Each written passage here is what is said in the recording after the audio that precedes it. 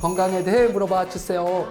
첫 번째 아이템은 어금니 칫솔입니다. 제가 부흥시킨 치과 산업에 큰 변화를 일으킨 어금니 칫솔. 한 4년 가까이 된 것 같아요. 이거 쓰세요. 그래가지고 이거 들고 이제 방송에 나왔다가 갑자기 무슨 히트 상품 아이템이 돼가지고 다이소에 가봤는데 품절이에요. 어디서든 살 수가 없어요. 온라인에도. 그 제가 큰 역할을 했구나 라는 생각이 들면서, 다이소는 사실은 가성비 제품들이 있는 곳이지 않습니까? 자기 몸에는 가성비를 따지시면 안 됩니다.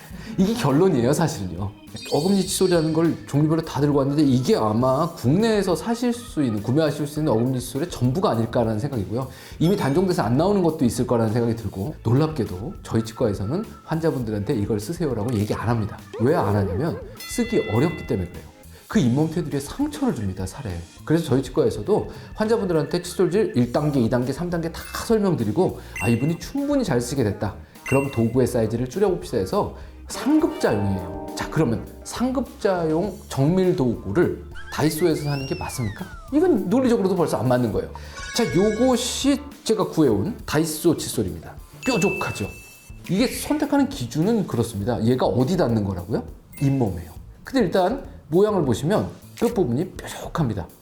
요렇게 손으로 한 번만 문질러 보면 뾰족하니 따끔따끔하구나, 이런 느낌이 듭니다. 이거 잇몸에 대시면 안 돼요, 사실은요. 특히 끝부분이 이렇게 뾰족하면 되게 위험합니다. 자, 요것도 뾰족하죠. 자, 요것도 뾰족하죠. 요것도 뾰족하죠. 근데 얘네들이 다 뾰족한 계열인데 이걸 손으로 만져보시면 부드러운 정도가 또 조금씩 달라요. 다이소, 얘가 제일 뻣뻣합니다. 그래서 웬만하면 이건 안 사시면 좋겠어요. 아파요. 어금니 어딜 닦으라고 나온 거예요? 요 어금니의 뒷면, 여기가 안 닿으니까 여길 닦으라는 거예요. 그럼 이제 이렇게 생긴 놈이 그 뒤에 척 들어가서 어금니 뒤쪽을 이렇게 닦을 수 있다.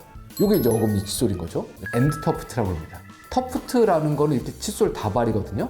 혹은 원 터프트라는 말을 써요. 그리고는 끝부분을 닦게 뾰족하게 생긴 거다.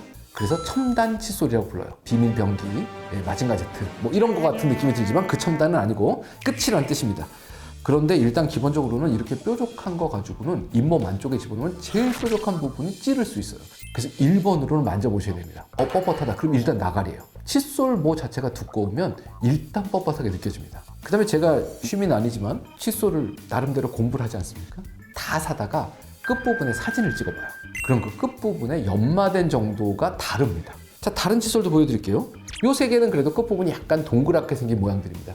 근데 이제 칫솔 털들이 다 조금씩은 차이가 있어요. 어느 건 두께가 좀 얇을 거고 어느 건 두꺼울 거고 그런 차이들이 있습니다. 동그란 놈이 뾰족한 놈보다 훨씬 좋습니다. 1번. 그 다음번에는 이건 듬성듬성하지만 털이 많이 들었고, 옆에서 보시면 둘 다 뾰족하게 생겼는데 얘는 삼각형 칫솔처럼 생겼습니다.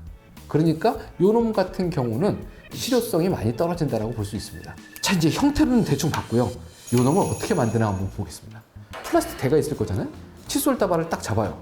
그래갖고 그 대에다가 팡 때려 넣습니다. 자, 그렇게 됐으면 칫솔 털이 숭숭숭 있을 거잖아요. 그 다음에 칼로 자릅니다. 근데 우리가 쓰는 일반적인 칫솔은 칼로 쫙 자르면 평평하게 되겠죠. 근데 얘는 어떻게 잘라요? 이렇게 사선으로 쳐야 되지 않습니까? 이게 날이 엄청나게 날카로워야 비워지는 겁니다.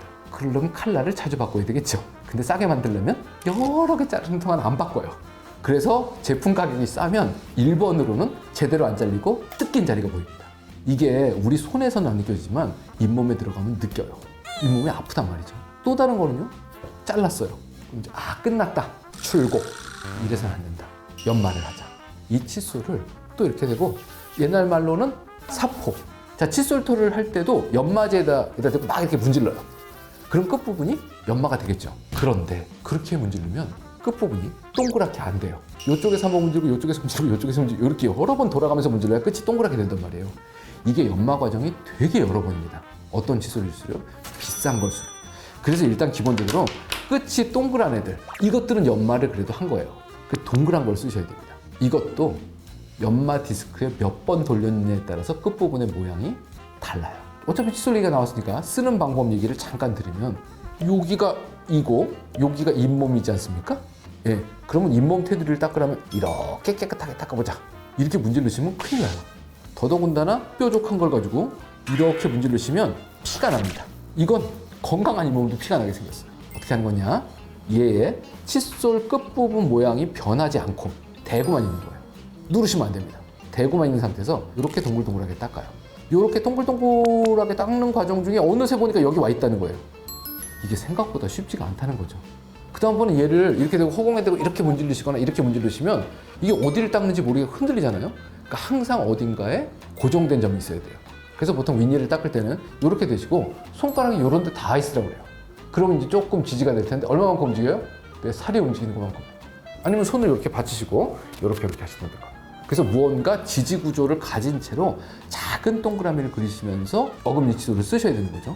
그러니까 비싼 거 사시고 올바른 방법으로 쓰시는데 처음부터 쓰시려고 하지 말고 충분히 일반적인 칫솔에 적응되시면 그때 바꾸면 좋겠다는 그런 생각입니다.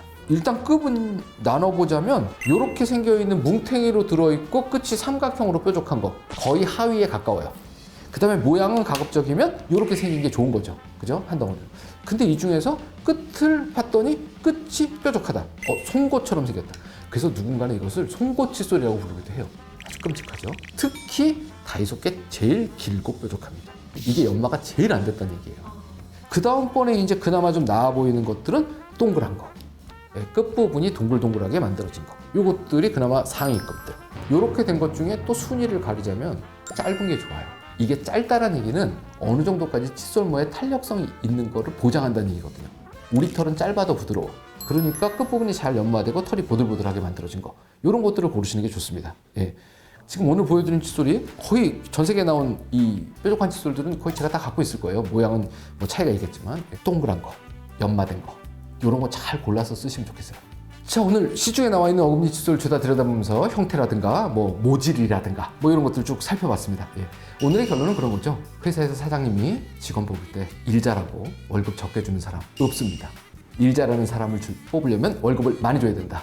몸에 쓰는 구강 관리도구 너무 가성비 따지지 마시고 퀄리티 좋은 놈을 찾으시길 바라겠습니다. 감사합니다.